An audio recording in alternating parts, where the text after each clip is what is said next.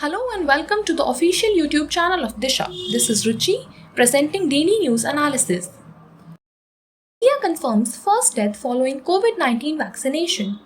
National Adverse Events Following Immunization, that is AEFI committee studying COVID-19 vaccine side effect has confirmed the first death following the vaccination. The casualty assessment of 31 reported serious adverse events after immunization has confirmed that one person died of anaphylaxis after the dose. AEFIs can be related to the vaccine itself, that is, product or quality related reactions, to the vaccination process, that is, error or stress related reaction, or can occur independently from the vaccination, which may be coincidental. DRDO setting up oxygen plants. 850 oxygen plants are being set up in various districts of the country from the PM CARES Fund as India emerges from the second wave of coronavirus, which caused a major medical oxygen crisis across the country. Defense Research and Development Organization, that is DRDO, is primarily carrying out research in advanced technology in defense while also concentrating on developing low-cost but high-quality technology for the benefit of people. It utilizes pressure swing adsorption, that is PSA technique, and molecular sieve, that is zeolite technology, to generate oxygen directly from the atmospheric air. Department of Science and Technology, that is DST, is assisting DRDO for the setup of oxygen plants across the country. FAME 2. Recently, the central government has decided to increase the subsidy by 50% on electric two-wheelers across the FAME 2. That is, faster adoption and manufacturing of electric vehicles scheme in the view of adoption of eco-friendly vehicles. New modifications. Number 1. The Central has made a partial modification of the FAME 2, including increasing the demand incentive for electric two-wheelers to Rs 15,000 per kilowatt-hour from an earlier uniform subsidy of Rs 10,000 per kilowatt-hour for all electric vehicles, including plug-in hybrids and strong hybrids except buses. The government has also capped incentives for electric two-wheelers at 40% of the cost of vehicles, up to 20% earlier. Background of the scheme. Number 1. FAME India is a part of the National Electric Mobility Mission, that is NEMM plan. Main thrust of FAME is to encourage electric vehicles by providing subsidies. Number 2. NEMM intends to allow hybrid and electric vehicles to become the first choice for the purchasers so that these vehicles can replace the conventional vehicles and thus reduce liquid fuel consumption in the country from the automobile sector. Two phases of the scheme. Phase 1, it started in 2015 and was completed on 31st of March 2019.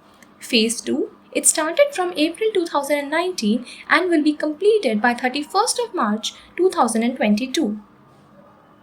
Dagmara Hydroelectric Project.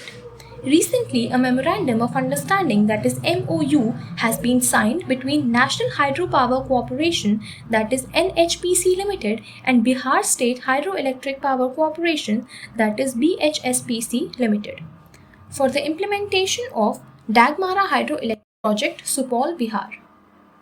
NHPC is a category, a mini Ratna company under the Ministry of Power in the field of hydropower. It is the largest organization for the hydropower development in India. Currently, NHPC has 24 operational power stations with a total installed capacity of 7,071 MW. About the project. The project is located near village Dagmara on the right bank and the Simri on the left bank, about 22.5 kilometers downstream of Bhimnagar Barrage on the Kosi River. It is a run-off river scheme. Run-off river hydro projects use the natural downward flow of rivers and micro-turbine generators to capture the kinetic energy carried by water. Hajj cancelled. The Hajj Committee of India on Tuesday cancelled all applications scheduled for Hajj 2021 due to COVID-19 pandemic. Hajj Committee of India, also known as the Central Hajj Committee, that is CHC, is a statutory body of the Indian government which organizes Islamic privileges to Saudi Arabia. It was established under the Hajj Committee Act in 2002. The decision came after the Hajj and the Umrah Ministry of Saudi Arabia on June 12 said that they will only allow 60,000 fully vaccinated residents between the ages 18 and 65 to attend Hajj 1442. G7 meet. 47th edition of the Group of Seven Summit is being held at Carbis Bay, southwest England. The Group of Seven, that is G7, is an intergovernmental political forum consisting of Canada, France, Germany, Italy, Japan, the United Kingdom, and the United States. The member countries figure in the list of the world's largest IMF advanced economies and the wealthiest countries. As of 2018, the G7 accounts for close to 60% of the global net wealth. Major takeaways from the meet? Number 1. Carbis Bay Declaration. The Carbis Bay Declaration is a landmark global health declaration which is aimed at preventing future pandemics, under which G7 leaders have committed to use all their resources. The declaration, based on the independent report titled 100 Days Mission to Respond to Future Pandemic Threats, contains actionable recommendations on how governments and others can quickly respond to any future outbreaks. The G7 Carbis Bay Declaration includes the following interventions: slashing the time taken to develop and license vaccines, treatments, and diagnostics for any future diseases to under 100 days. Reinforcing global surveillance networks and genomic sequencing capacity. Support for reforming and strengthening the World Health Organization, that is WHO. Number 2. B3W Project. The Build Back Better World, that is B3W project, envisages to collectively mobilize hundreds of billions of infrastructure investment for low and middle income countries. The B3W project aims to offer a value-driven, high-standard and transparent partnership.